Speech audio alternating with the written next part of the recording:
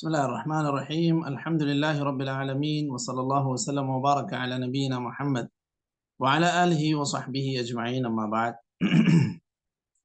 हम लोग आलाम सुन्नत मंशूरा लिअतिक़ाद ताइफ़त नाजियत मंसूरा इस किताब में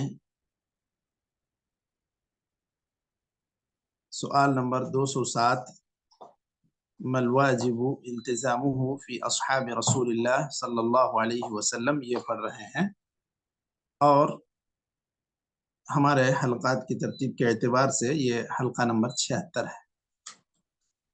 तो हम लोग शुरू करेंगे इसी सवाल नंबर 207 से।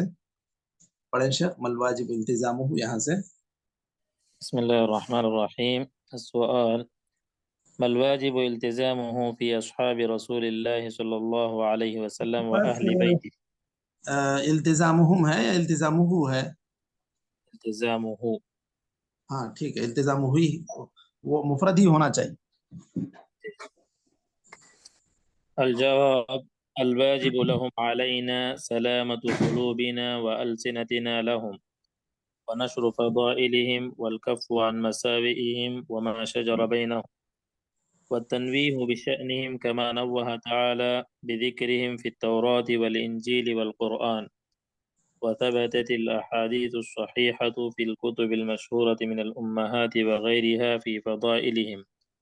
قال الله تعالى: محمد رسول الله والذين معه أشداء على الكفار رحماء بينهم تراهم ركعا سجدا يبتغون فضلا من الله ورضوانا سيماهم في وجوههم من أثر السجود ذلك مثلهم في التوراة ومثلهم في الإنجيل كزرع أخرج شطأه فآزره فاستغلظ فاستوى على سوقه يعجب الزراع ليغيظ بهم الكفار وعد الله الذين آمنوا وعملوا الصالحات منهم مغفرة وأجرا عظيما. وقال تعالى: والذين آمنوا وهاجروا وجاهدوا في سبيل الله والذين آووا ونصروا أولئك هم المؤمنون حقا لهم مغفرة ورزق كريم. وقال تعالى: والسابقون الأولون من المهاجرين والأنصار والذين اتبعوهم بإحسان رضي الله عنهم ورضوا عنه وأعد لهم جنات تجري تحتها الأنهار خالدين فيها أبدا ذلك الفوز العظيم. لقد تاب الله على النبي والمهاجرين والأنصار الذين اتبعوه في ساعة العسرة. وقال تعالى: للفقراء المهاجرين الذين أخرجوا من ديارهم وأموالهم يبتغون فضلا من الله ورضوانا وينصرون الله ورسوله أولئك هم الصادقون. والذين تبوأوا الدار والإيمان من قبلهم يحبون من هاجر إليهم ولا يجدون في صدورهم حاجة مما أوتوا ويؤثرون على أنفسهم ولو كان بهم خصاصة. نعلم ونعتقد أن الله تعالى اطلع على أهل بدر فقال: اعملوا ما شئتم فقد غفرت لكم وكانوا 310 وبأنه لا يدخل النار أحد ممن بايع تحت الشجرة بل قد رضي الله عنهم ورضوا عنه وكانوا 1400 وقيل 500. قال الله تعالى: لقد رضي الله عن المؤمنين إذ يبايعونك تحت الشجرة فعلم ما في قلوبهم.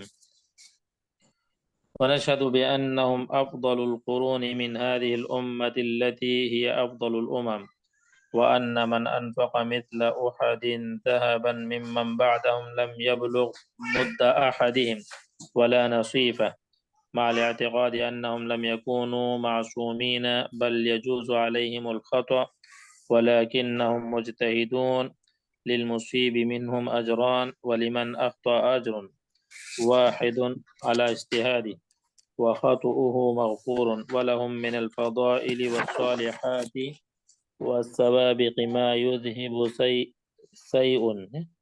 سيء ما وقع منهم إن وقع وهل يغير يسير सय्यिअ उसको मफूल है, उसको मंसूब पढ़े। अच्छा, यहाँ पर तो ज़म्मा है। سيئ ما وقع منهم إن وقع، وهل يغير يسير نجاسة البحر إذا وقعت فيه، رضي الله عنهم وأرضاهم. وكذلك القول في زوجات النبي صلى الله عليه وسلم وأهل بيته الذين أذهب الله عنهم الرجس وطهرهم تطهيرا. ونبرأ من كل من وقع في صدره أو لسانه سوء على أصحاب رسول الله صلى الله عليه وسلم وأهل بيته أو على أحد منهم، ونشهد الله تعالى على حبهم وموالاتهم والذب عنهم ما استطعنا، حفظا لرسول الله صلى الله عليه وسلم في وصيته، إذ يقول: لا تسبوا أصحابي، وقال: الله الله في أصحابي، وقال: إني تارك فيكم ثقلين، أولهما كتاب الله فخذوا بكتاب الله وتمسكوا به، ثم قال: وأهل بيتي أذكركم الله في أهل بيتي. الحديث في الصحيحين وغيرهما. کافی ہے شیخ؟ ہاں ٹھیک ہے، اور چلیں ٹھیک ہے، کافی ہے، تب تو کافی لمبا ہے۔ اگر ایک سوال اور 3 جو سطر کا ہے، یہ بس ایک سوال اور پڑھ لے سکتے ہیں۔ ٹھیک ہے۔ السؤال: من أفضل الصحابة إجمالا؟ الجواب: أفضلهم السابقون الأولون من المهاجرين، ثم من الأنصار، ثم أهل بدر وأحد فبيعة الرضوان، فمن بعدهم، ثم من أنفق من قبل الفتح وقاتل، أولئك أعظم درجة من الذين أنفقوا من بعد وقاتلوا، وكلا وعد الله الحسنى. چلیے، بسم اللہ الرحمن الرحیم، الحمد للہ رب العالمین، وصلی اللہ وسلم وبارک علی نبینا محمد وعلی آلہ وصحبہ اجمعین، اما بعد۔ ہم لوگ اعلام السنت المنشورہ لاعتقاد الطائفۃ الناجیہ المنصورہ اس کتاب میں سوال نمبر 207 پڑھ رہے ہیں۔ یہ ہمارا حلقہ نمبر 76 ہے۔ سوال نمبر 207 میں سوال ہے: ما الواجب التزامه فی اصحاب رسول اللہ صلی اللہ علیہ وسلم و اہل بیتہ۔ سوال ہے کہ نبی کریم صلی اللہ علیہ وسلم کے صحابہ اور آپ صلی اللہ علیہ وسلم کے اہل بیت، ان سے متعلق ہماری کیا ذمہ داری ہے یا ہمارے اوپر کیا واجب ہے؟ تو یہاں پر بتلا رہے ہیں کہ سب سے بڑا واجب ہم پر یہ ہے کہ ہم اپنے دلوں کو ان کے لیے صاف رکھیں، اپنی زبانوں کو ان کے لیے صاف رکھیں، ان کے فضائل کو عام کریں، ان سے اگر کچھ چوک ہو گئی ہے تو اس سے ہم دور رہیں، یعنی ہم اس کے ذکر کرنے سے، اس کو عام کرنے سے ہم دور رہیں۔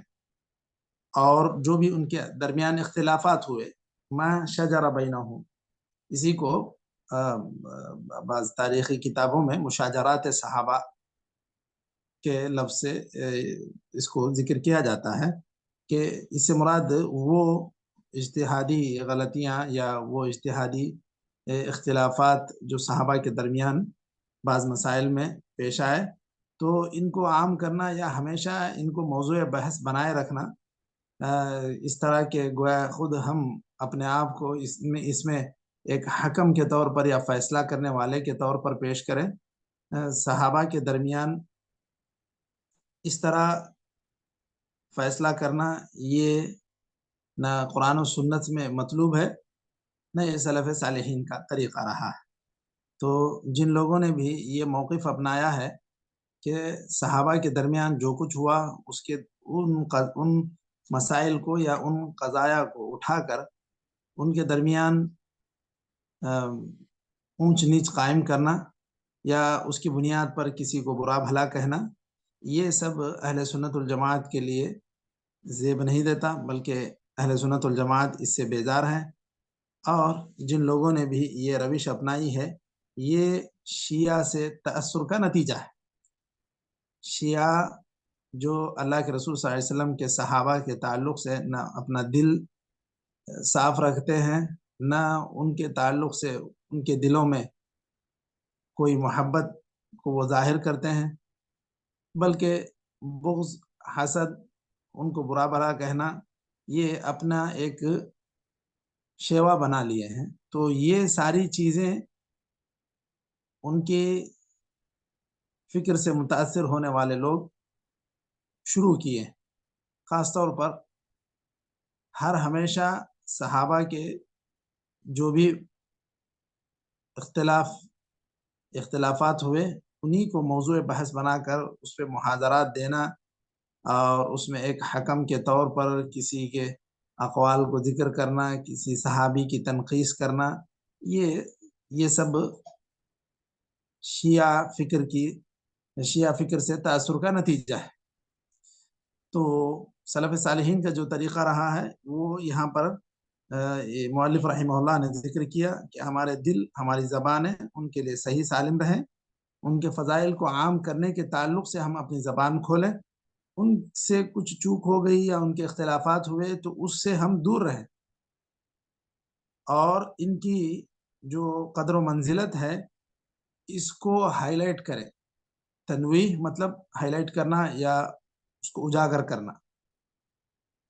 جس طرح اللہ تعالیٰ نے خود قرآن کریم میں، تورات میں، انجیل میں ان کے فضائل کو بیان کیا، اور صحیح احادیث میں صحابہ کرام کی فضیلتیں بیان ہوئی۔ قرآن کریم سے انہوں نے کچھ آیتیں استدلال کے طور پر ذکر کی ہیں۔ دیکھیے سورہ فتح کی آخری آیت، محمد رسول اللہ والذین معہ اشداء علی الکفار رحماء بینہم، تو یہاں پر دیکھیے ایک ایک صفت جو صحابہ کی بیان کی گئی ہے۔ اشداء علی الکفار، کفار کے برخلاف جب یہ کھڑے ہوتے ہیں تو وہ ہے کہ بالکل سخت۔ رحماء بینہم، برابر آپس میں یہ ایک دوسرے کے لیے رحم دل ہیں، کینہ کپٹ نہیں ہے، اور بغض و حسد نہیں، یہ ساری بیماریوں سے یہ لوگ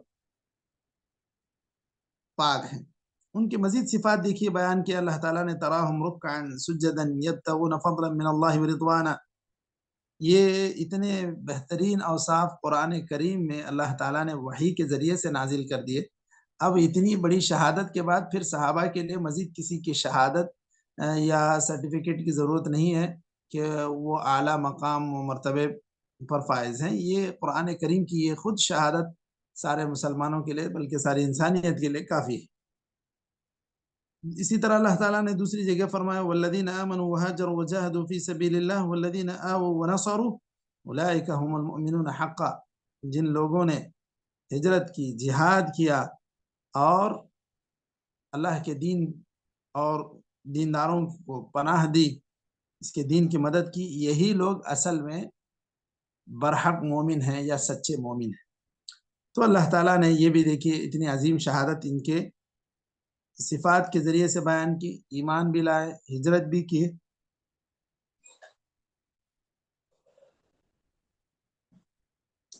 جہاد فی سبیل اللہ میں بھی یہ آگے آگے رہے، جو لوگ ہجرت کر کے آئے ان کو انصار نے پناہ دی، یہ لوگ ہی اصل میں سچے مومن ہیں۔ اسی طرح دیکھیے پھر انصار و مہاجرین دونوں کی فضیلت کو اس آیت میں بیان کیا گیا، والسابقون الاولون من المہاجرین والانصار والذین اتبعوهم بإحسان رضی اللہ عنہم ورضوا عنہ وأعد لهم جنات تجری تحتها الانہار خالدین فیها ابدا ذلك الفوز العظیم۔ یہاں پر اللہ تعالیٰ نے سارے مہاجرین اور انصار، ان کی پیروی کرنے والے سارے لوگوں کو اللہ تعالیٰ نے یہ خوشخبری سنا دی، رضی اللہ عنہم ورضوا عنہ، کہ اللہ تعالیٰ ان سے راضی ہو گیا ہے، ان کے لیے ایسی جنتیں تیار کر رکھا ہے جس کی یہ ساری صفات ہیں۔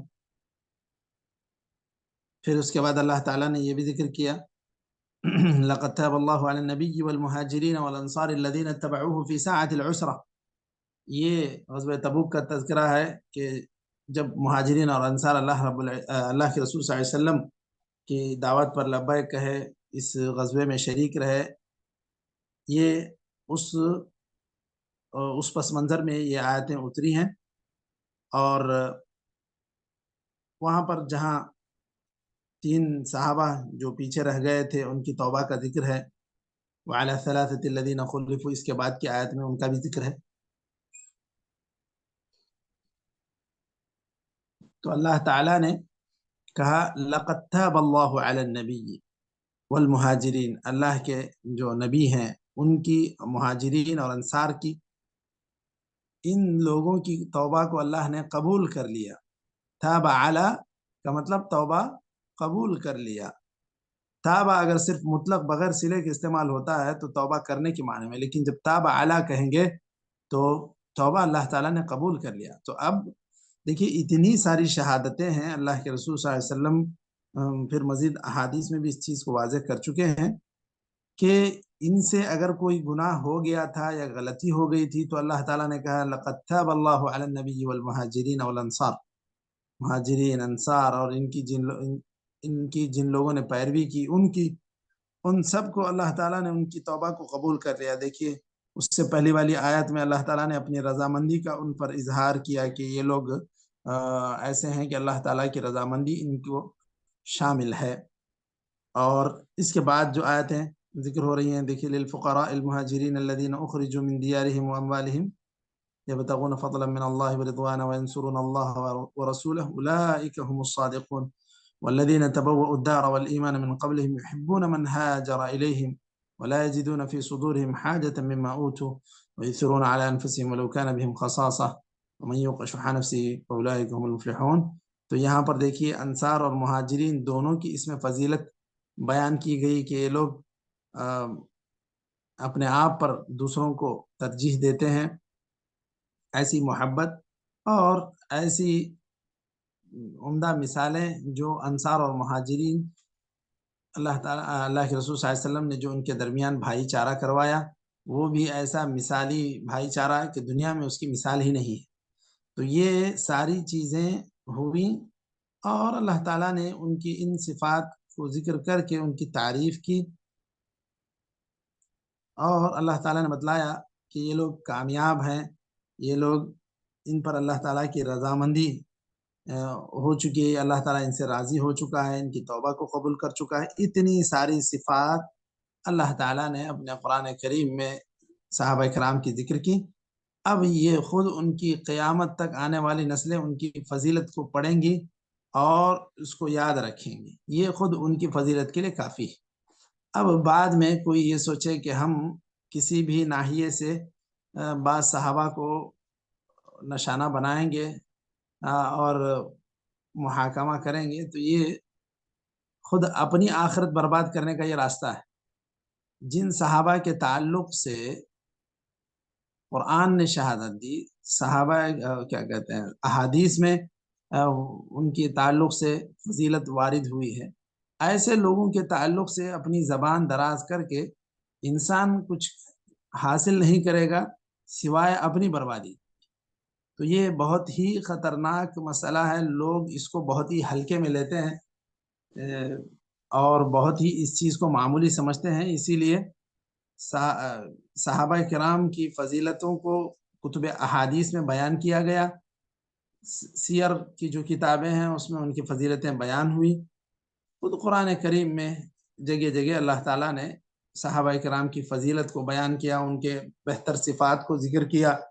تو یہ چیز ہر مومن کو، ہر مسلمان کو اپنانا چاہیے کہ ہمیشہ یہ چیز اس کے پیش نظر رہے کہ میں صحابہ کرام کی طرح مجھے بننا ہے، ان کی اقتداء کرنا ہے اور انہی کو ایک عمدہ مثال اپنی زندگی میں، رول ماڈل جسے کہتے ہیں، اللہ کے رسول صلی اللہ علیہ وسلم کے بعد یہی لوگ مسلمانوں کے لیے رول ماڈل ہیں، یہی لوگ نمونہ ہیں۔ تو ان کے زندگیوں کو پڑھنا، اس سے سیکھنا، اس کو عام کرنا، یہی ہر مسلمان کا شیوا ہونا چاہیے۔ اس کے علاوہ کسی بھی مقصد سے ان کی زندگی کو پڑھنا، قریدنا، ان پر زبان دراز کرنا، یہ سب عقیدے کے اہل سنت والجماعت کے عقیدے کے برخلاف ہے۔ اسی لیے جب مؤلف رحمہ اللہ نے عقیدے کی اہم بنیادی باتیں ذکر کی تو یہ ساری چیزیں بھی ذکر کی ہیں۔ اب اس کے بعد دیکھیے کہہ رہے ہیں نعلم ونعتقد ان اللہ اطلع علی اہل بدر۔ دیکھیے یہ چیز کا بھی ہمیں علم ہے کہ اللہ تعالیٰ کو ہر چیز پتہ تھی بدر والوں کے تعلق سے، تو اللہ تعالیٰ نے کہا اعملوا ما شئتم، کچھ بھی کرو تم، قد غفرت لکم، تمہاری مغفرت میں کر چکا ہوں۔ یہ 313 لوگ تھے، اور اسی طرح اللہ تعالیٰ نے ان کے تعلق سے جو تحت الشجرہ میں یعنی بیعت الرضوان میں جو لوگ شامل تھے صلح حدیبیہ میں، ان کے تعلق سے اللہ تعالیٰ نے یہ کہا یہ لوگ جہنم میں داخل نہیں ہوں گے. لا يدخل النار احد ممن بايع تحت الشجرة بل قد رضي الله عنهم ورضوا عنه. یہ لوگ 1400 تھے اور یہ بھی کہا گیا کہ کم بھی تھے، یعنی 1450 ایسا بھی کہا گیا. تو بہرحال ان کی فضیلت بھی آئی ہے جو بدر میں شامل تھے، اور ان کی بھی فضیلت آئی جو بیعت الرضوان میں، جو صلح حدیبیہ میں شامل تھے. اور یہ بات بھی ہمارے عقیدے میں شامل ہے کہ یہ لوگ مسلمانوں کی جتنی نسلیں آئی ہیں، آ رہی ہیں، ان سب میں سب سے افضل یہی صحابہ کی ہی جماعت ہے. اصل میں قرن کے معنی تو ہوتے ہیں صدی کے، اور 100 سال کو قرن کہتے ہیں. یہاں پر ایک نسل یا یہ جماعت جو صحابہ کی جماعت ہے، اس کے معنی میں بھی اس کا استعمال ہوا ہے. اب یہاں پر یہ بھی ذکر ہوا ہے، یہ بھی ذکر کر رہے ہیں کہ جن لوگوں نے فتح مکہ سے پہلے ایمان لایا، یا فتح مکہ سے پہلے ایمان کی حالت میں وہ لوگ صدقہ و خیرات کیے، اس کے بعد فتح مکہ کے بعد جو لوگ صدقہ کیے ہیں، خیرات کرتے ہیں، یہ دونوں کبھی برابر نہیں ہو سکتے. جو لوگ پہلے کیے ہیں وہ لوگ افضل ہیں. کیوں مشائخ؟ پہلے جو لوگ کیے وہ لوگ افضل کیوں ہو گئے؟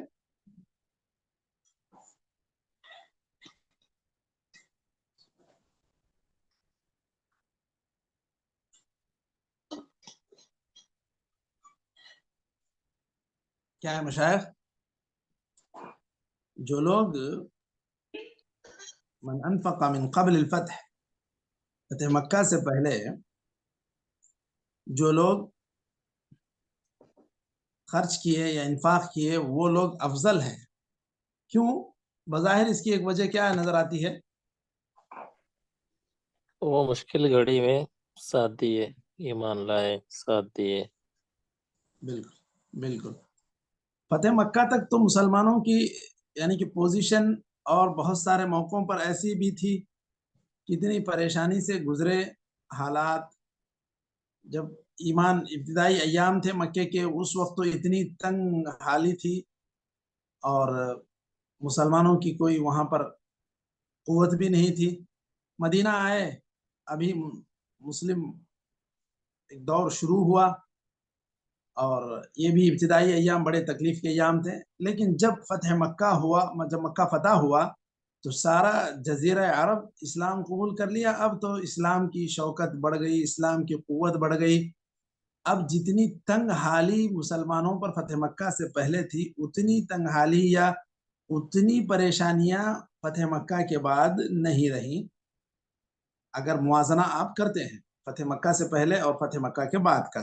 تب تو اسی لیے جو لوگ پہلے کر چکے ہیں فتح مکہ سے پہلے، وہ بہت ہی اونچے درجہ والے ہیں. بلکہ حدیث میں واضح طور پر یہ بھی کہا گیا، اس کے بعد اگر خرچ کرنے والے بہت پہاڑ کے برابر بھی اگر خرچ کریں گے تو بعد والوں کے جو بعد والے خرچ کر رہے ہیں وہ پہلے والے لوگوں کے ایک مد کے برابر بھی نہیں ہوگا ان کا ثواب، ولا نصیفہ، اور نہ اس کے آدھے کے برابر پہنچیں گے. تو یہ تو بات کہی گئی تھی ان لوگوں کے لیے جو صحابہ کرام بھی تھے. فتح مکہ اور فتح مکہ سے پہلے اور فتح مکہ کے بعد ہی کا فرق تھا. آپ میری بات سمجھ رہے ہیں مشائخ؟ دیکھیے، فتح مکہ سے پہلے جو لوگ ایمان لائے، اسلام قبول کیے، اسلام کی مدد کیے، وہ بھی صحابہ ہیں. فتح مکہ کے بعد جو اسلام قبول کیے، ایمان لائے، اللہ کی راہ میں خرچ کیے، وہ بھی صحابہ ہیں. لیکن جو لوگ وہاں پر پہلے سبقت کر گئے ان چیزوں میں، وہ لوگ اونچے درجے والے ہیں. اور اللہ تعالیٰ نے ان دونوں کے درمیان بھی ایسا فرق رکھا یہ انفاق کے معاملے میں کہ وہ صحابی ہوتے ہوئے بھی ان کے درجوں کو نہیں پہنچ سکتے جو فتح مکہ سے پہلے یہ نیک کام کر چکے ہیں، صدقہ و خیرات کر چکے ہیں، انفاق کر چکے ہیں. جب یہ لوگ فتح مکہ کے بعد والے ایک پہاڑ کے برابر بھی اگر سونا خرچ کرتے تو ان کے ایک مد کے برابر بھی نہیں ہو سکتے تھے. تو یہ جو بعد میں آنے والے ہیں، کئی صدیوں بعد آنے والے ہیں، ان کا تو کوئی حساب کتاب ہی نہیں. یہ تو پوری دنیا بھی خرچ کر ڈالیں گے تب بھی ان کے برابر نہیں ہو سکتے. تو یہ مقارنہ جو کیا گیا ہے بالکل عین جب اسلام کی نشو و نما ہو رہی تھی، تنگ گھڑیاں تھیں، اس وقت جن لوگوں نے قربانیاں دی ان کی قربانیوں کے برابر بعد والے کبھی بھی نہیں ہو سکتے. تو اس طرح صحابہ کے ساتھ کسی اور کا موازنہ کرنا یہ بالکل غلط ہے. امام احمد رحمہ اللہ نے، بعض لوگوں نے جو حضرت عمر بن عبدالعزیز کو حضرت معاویہ رضی اللہ عنہ سے موازنہ کرنے کی کوشش کی یا موازنہ کیا تو آپ نے ناپسند کیا، کیونکہ حضرت عمر بن عبدالعزیز رحمہ اللہ جتنے بھی نیک ہوں وہ تو حضرت معاویہ رضی اللہ عنہ کے مقام و مرتبے کو نہیں پہنچ سکتے. ان کا مقام اتنا اونچا ہے کہ صحابی ہیں وہ. اب صحابی اور جو بعد میں آنے والے لوگ ہیں، تابعی ہیں، ایسے لوگ برابر نہیں ہو سکتے. تو ان کے جتنے بھی فضائل ہوں، کسی بھی صحابہ سے ان کو کمپیئر کرنا یہ خود بھی درست نہیں ہے. تو یہ چیز امام احمد رحمہ اللہ نے اس طرح کے مقارنے کو بھی ناپسند کیا. چلیے اس کے بعد اب وقت صرف تھوڑا سا رہ گیا ہے جی. یہاں پر یہ بھی دیکھ لیں کہ اگر ان سے کچھ اجتہادی غلطیاں ہوئیں، یہاں پر یہ بھی وہ ذکر کر رہے ہیں. دیکھیں، مع الاعتقاد انہم لم یکونوا معصومین، یہ بات بھی ہم عقیدہ رکھتے ہیں، اس بات کو بھی ہم عقیدے کا ایک جز مانتے ہیں کہ وہ لوگ معصوم عن الخطا نہیں تھے، مطلب ان سے بھی گناہ سرزد ہونے کا امکان تھا. لیکن بعض امور جو امت کی فلاح و بہبودی کے لیے انہوں نے کیا، اس میں وہ لوگ اجتہادی غلطی کیے ہیں، وہ لوگ عمدن ایسی کوئی غلطی نہیں کیے. تو اس کا نتیجہ یہ ہے کہ جو لوگ بھی اس کے اندر مصیب ہیں، یعنی درستگی کو پائے ہیں، صحت پر ہیں، ان کو 2 ثواب، دگنا ثواب. جن سے غلطی ہوئی اجتہادی ان کو 1 ثواب یہ ملا ہے، اور ان کی ساری غلطیاں اللہ تعالیٰ نے معاف کر دیں، کیونکہ ان کے جو بھی فضائل ہیں وہ اتنے زیادہ ہیں. اس کی مثال دیتے ہوئے یہاں بیان کر رہے ہیں کہ اگر پورے سمندر میں کچھ تھوڑی سی نجاست اگر گر جاتی ہے تو اس کا کیا فرق پڑتا ہے، کہاں اس کا نام و نشان تک بھی نہیں رہے گا سمندر کے اندر. تو یہی حال ہے صحابہ کرام کے فضائل، ان کے قربانیوں کا، کہ ان کی جو قربانیاں ہیں اس کے بالمقابل ان سے کچھ اگر غلطی ہوئی ہے تو اس کی مثال بالکل ایسی ہی ہے جس طرح سمندر میں کوئی چھوٹی سی گندی چیز گر گئی ہے. تو یہ کچھ بھی اس میں ان کے مقام و مرتبے میں کمی کا باعث نہیں ہوگا. یہی بات اہل بیت اور نبی کریم صلی اللہ علیہ وسلم کی بیویوں کے تعلق سے بھی ہے، کیونکہ ان کی پاک بازی کو اللہ تعالیٰ نے قرآن میں ذکر کیا. اب یہاں پر آخر میں مؤلف رحمہ اللہ یہ بھی کہتے ہیں کہ جو لوگ بھی صحابہ کرام کے تعلق سے زبان درازی کرتے ہیں ہم ان سے بری ہیں، ہم بلکہ اللہ تعالیٰ کو شاہد بناتے ہیں. ہم اپنے صحابہ کرام سے محبت جو ہمارے دلوں میں ہے اس کے لیے ہم اللہ تعالیٰ کو گواہ بناتے ہیں کہ ہم اللہ کے رسول صلی اللہ علیہ وسلم کے صحابہ سے سچی محبت کرتے ہیں. اور اللہ کے رسول صلی اللہ علیہ وسلم نے یہ جو وصیت کی، تاکید کی کہ صحابہ کو گالی نہ دو، اور اسی طرح آپ صلی اللہ علیہ وسلم نے جو کہا اہل بیتی اذکرکم اللہ فی اہل بیتی، اہل بیت کے تعلق سے احترام کی بات آپ صلی اللہ علیہ وسلم نے تاکیداً بتلائی تھی. تو یہ ساری چیزوں کو مد نظر رکھتے ہوئے ہم لوگ صحابہ سے دلی محبت کرتے ہیں، اہل بیت سے محبت کرتے ہیں، اور ان کے تعلق سے، صحابہ کے تعلق سے، اہل بیت کے تعلق سے کوئی بھی اگر گستاخی کرتا ہے تو ہم لوگ اس سے بیزار ہیں. یہ بات اس سوال میں ذکر کی گئی. ہم لوگ آج اسی ایک ہی سوال پر ہم لوگ رک جاتے ہیں، سوال نمبر 207 پر. نکتفی بهذا القدر وصلی اللہ وسلم علی نبینا محمد وعلى آله وصحبه اجمعین. جزاکم اللہ خیر، والسلام علیکم ورحمۃ اللہ وبرکاتہ.